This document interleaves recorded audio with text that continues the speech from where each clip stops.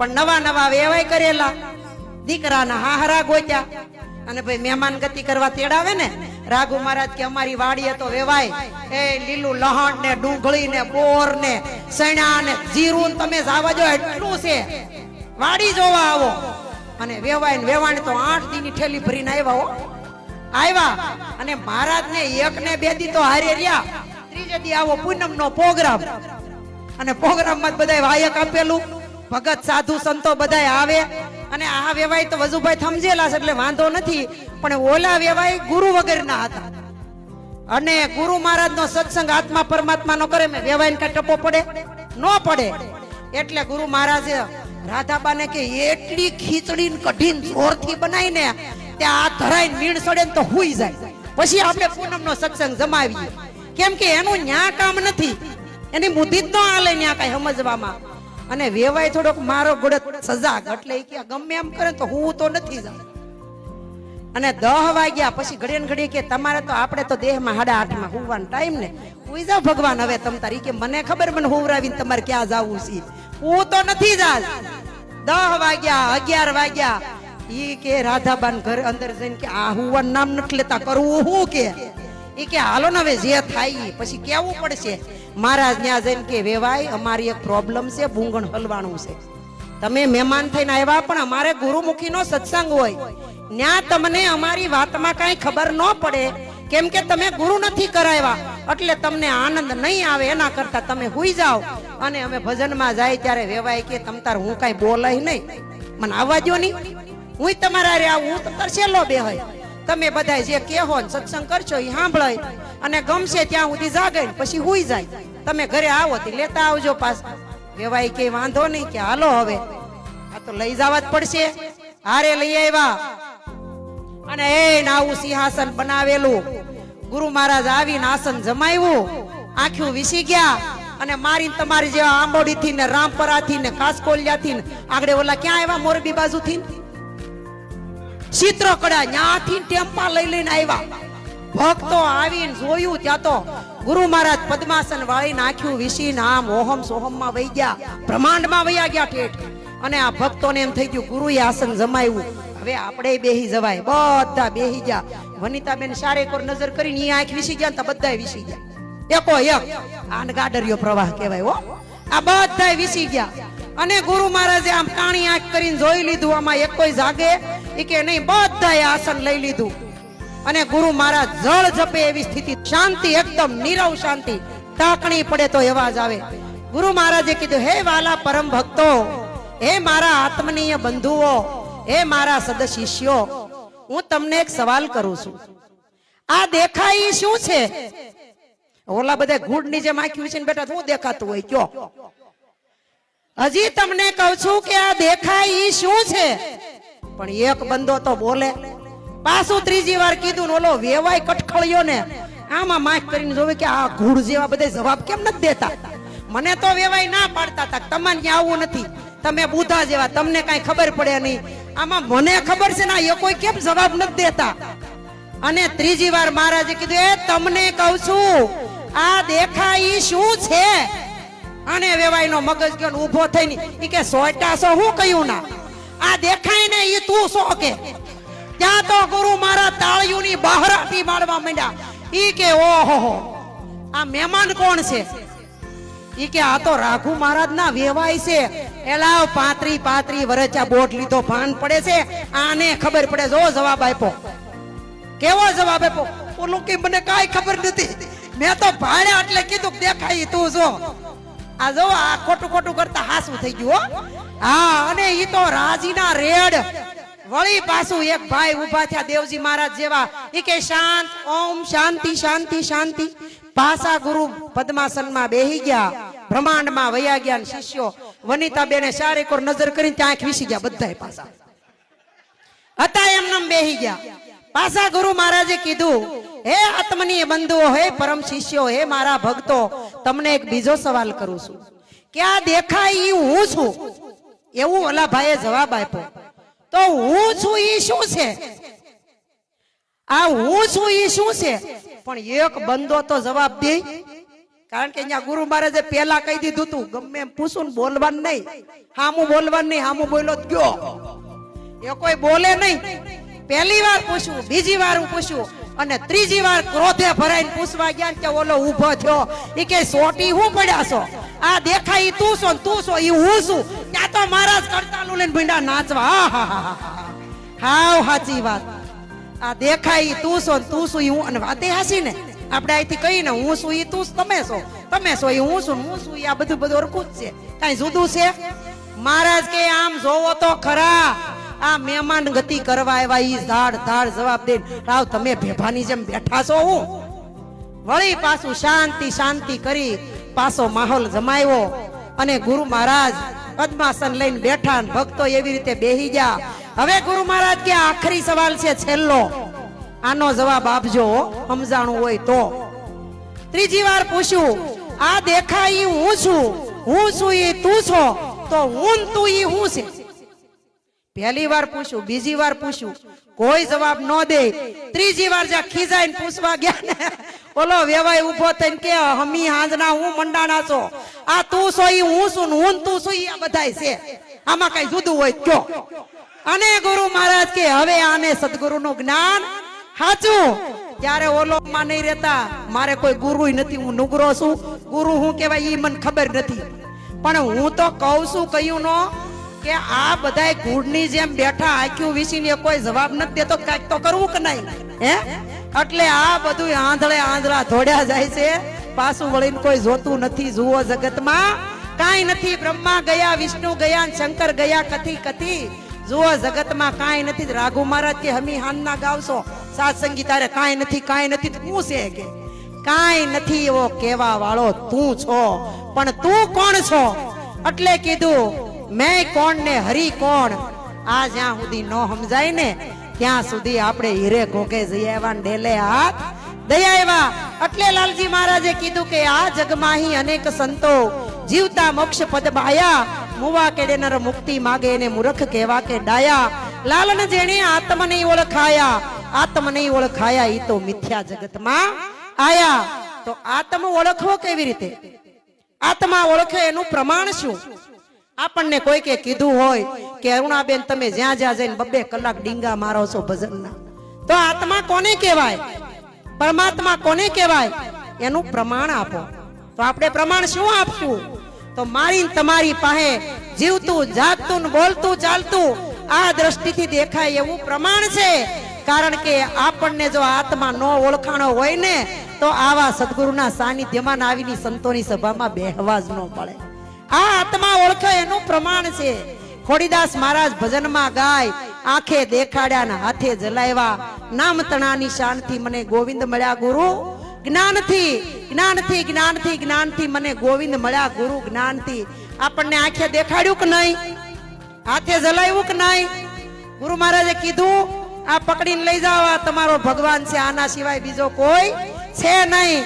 એટલે કીધું ગોવિંદ ને ગુરુ ગૌતમ ગોતે, 4 વેદમાં કથી મહાવીર પ્રભુએ શાન બતાવી, તું વિના બીજો કોઈ નથી. અવળા સિદ્ધને મરો છો મથી, સાચા સદગુરુ વિના ગુરુ ગોવિંદ ની ખબર પડતી નથી. અવળા સિદ્ધને મરો છો મથી. પછી કંઠિયું બાંધીને છેલ્લા વધારે મૂળની વાત જાણતા નથી. અરે એવા ગુરુની પાછળ આખું મલક રહ્યું છે મથી. અવળા સિદ્ધને મરો છો મથી, આવા સાચા સદગુરુ વિના ગુરુ ગોવિંદ ની ખબર પડતી નથી. સદગુરુ સાચા એનું પ્રમાણ હું? ગુરુ સાચા છે એનું પ્રમાણ કઈક હશે ને? હે, ગુરુ તમને પૂરા મળ્યા એનું પ્રમાણ શું? તો એક ભજનમાં કીધું, પૂરા ગુરુ મિલી આયા મેં તબ જાનું, પૂરા ગુરુ મિલી આયા, પૂરા ગુરુ કી यही निशानी अपना आप लिखाया, मैं तब जानू पूरा गुरु मिली आया. હે પણ ટિકિટ કન્ફર્મ થાય તો જગ્યા મળે ને, નકર ન મળે ને. 15 દીચા માથાકૂટ કરતા ટિકિટ કન્ફર્મ જ ન થાય. એમનેમ થાય? એમ મારી તમારી સદગુરુના ચરણમાં ટિકિટ કન્ફર્મ થાય તો જ જવા હે હો.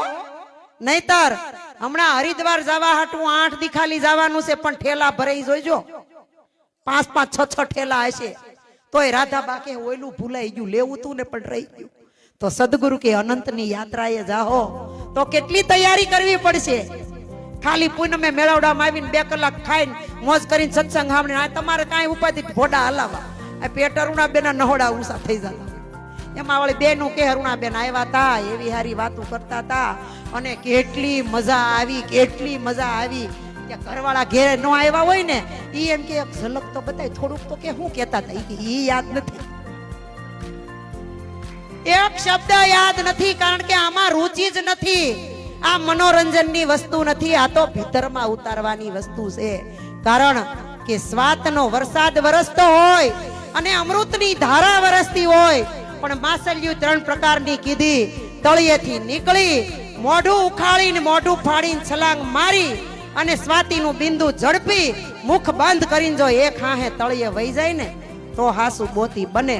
વચ્ચે મારી જેમ હા ખાવા રોકાઈ જાય ને તો ભટક્યું બને.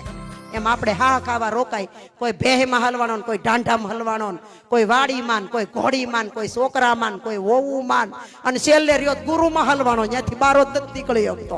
નારે ના ગુરુ મહારાજ કરે એમ જ કરાય. એ ગુરુ કે એમ નથી કરવાનું, કરે એમ ગુરુએ જે જ્ઞાનનો રસ્તો બતાવ્યો ઈ ઉપર હાલવાનું છે, એમ કરવાનું છે. ગુરુ તો ભાઈ 1.5 લાખની 3 લાખની ગાડી ફરે, આપણે ફરશું તે વડશે આપણી હે, અને કદાચ લઈ જાય તોય ભાડું લઈ લે, કોઈ મૂકે હે. પણ ગુરુ કરે એમ નથી કરવાનું, ગુરુએ કીધું એમ કરવાનું છે. એટલે આ બધા હલવાણા છે, પણ સંતો કહે છે તારે રોકાવાનું નથી. કારણ કે રોકાણો તો ન્યા રે, તારી ગતિ આગળ ચાલ. પ્રગતિ થાહે, પ્રગતિ પછી સદગતિ થાહે, અને સદગતિ પછી પરમ ગતિ થાહે. પણ આ નવો આપણે ચિરાગભાઈ છોકરો મોટો થયો ને સાયકલ હાંકવા શીખ્યો, શીખવાડ્યું પકડી લડકો નાખડ તો શીખી તો ગયો. પછી સવારમાં એને એમ થયું મારા પપ્પા ને મમ્મી ને હુતા કોઈને ખબર નથી ને, એકલો સાયકલ લઈને વ્યાજો. હવે તો હું શીખી ગયો છું, મને આવડી ગઈ છે. પણ રાતે ઘોડી ચડાવેલી ઈ કાંઈ યાદ રહ્યું નહીં ને પેન્ડલ મારવા જ માંડ્યો. ફાંફી રહ્યો, ફીણ વળી ગયા, પરસેવો આવી ગયો. અને એને એમ થયું મારા મમ્મી ને પપ્પા આવે ને ત્યાં તો ઉઠે, ત્યાં ક્યાંનો ક્યાંય નીકળી જાવ. ત્યાં તો મમ્મી પપ્પા આખ્યું સોળતા આવ્યા. એલા તું એકલો ક્યાં સાયકલ હાકે? ઈ કે 4 વાગ્યાનો વેલો ઉઠીને હાકું છું. તો આ ઈનું ઈ ઉમરું, ઈનું ઈ ઘર ને આયના કેમ સાયકલ? જ્યાં જોયું ને કે પણ મારા બેટા ઘોડી નથી ઉતારી, તે ઘોડી ઉતાર. એમ હું તમે સાયકલ તો બહુ હાકી છે, પણ ઘોડી ઉતાર્યા વગરની તે પોગતી જ નથી. જ્યાં પોગાડવી હોય ત્યાં આપણે હવે ભગવાનની વાત નીકળી. વાહ એટલે વાયુ શ્વાસ જેને કીધો એ, અને વાહ બોલો એટલે આ બોલાય. યાર હું બોલાય? આ એટલે અગ્નિ એટલે તેજ કેતા પ્રકાશ. આ એના પર્યાય શબ્દો છે. ભગવાન ન એટલે નીર, પાણી, જળ, આકાશ, પૃથ્વી, જળ, તેજ અને વાયુ. આ 5 તત્વ બ્રહ્માંડમાં છે, અને ઈ 5 તત્વ આ પિંડમાં પણ છે. એટલે બ્રહ્માંડમાં હતો ત્યાં સુધી ભગવાન હતો, એનું કોઈ રંગ રૂપ કે આકાર નહોતો. પણ ભગવાનને એમ થયું કે અહીંયા આકાશમાં લટકતો એકલો કરીશ હું.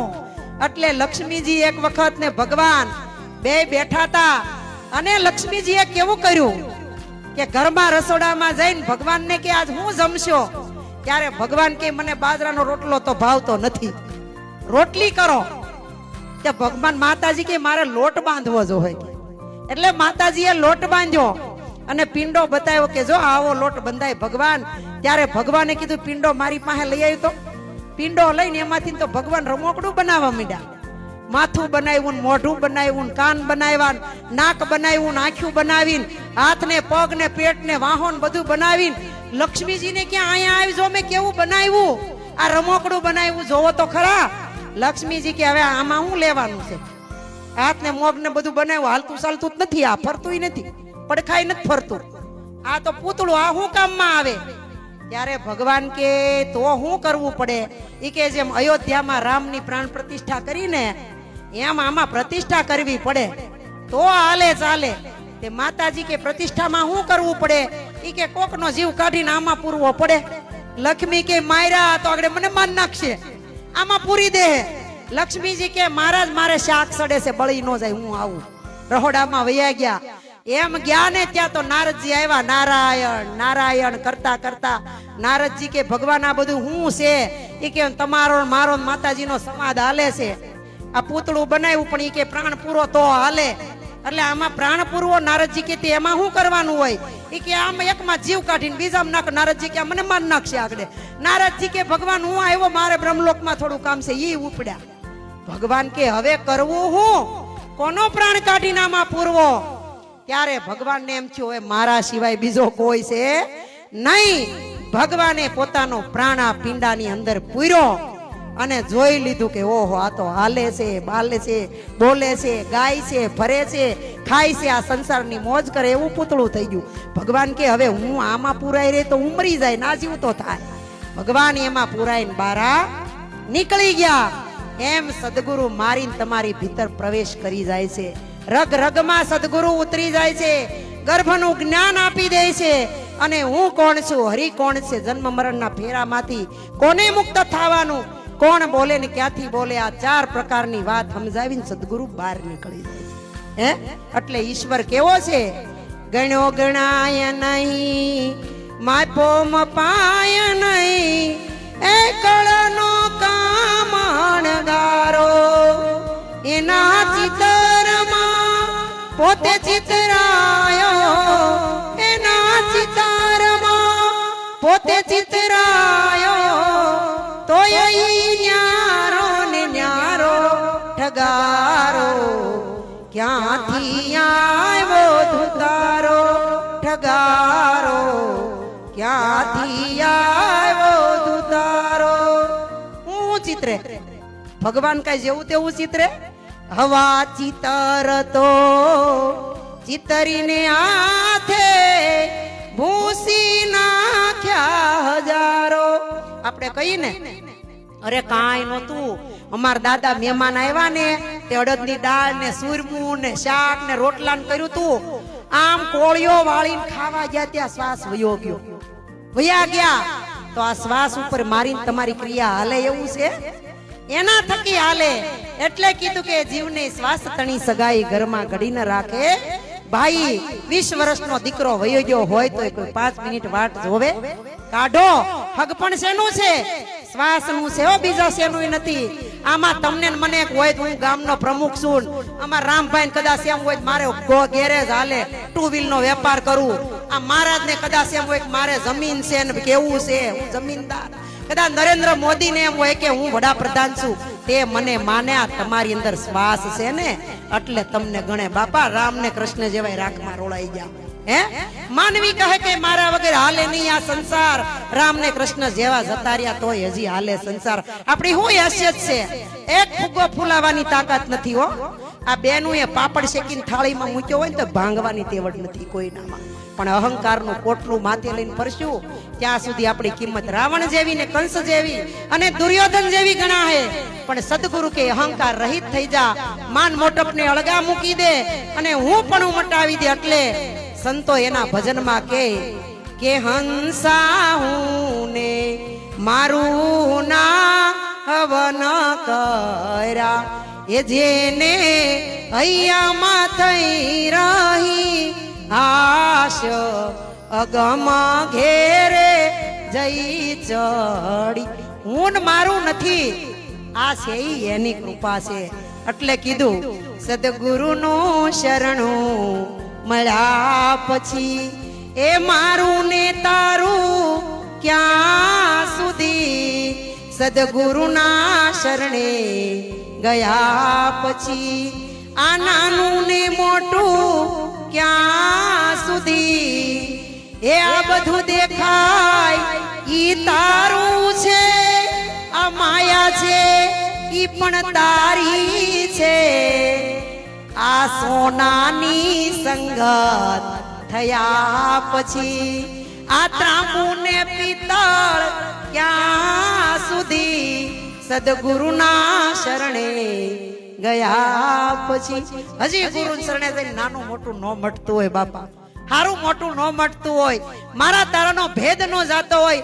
અરે અમુક તો તમે કોક એવા ગુરુના બોધમાં જાવ ને તો તમને આવવા ન દે. આપનો થોડો છે હોય નિરાત નો, પણ તમને આવવા ન દે.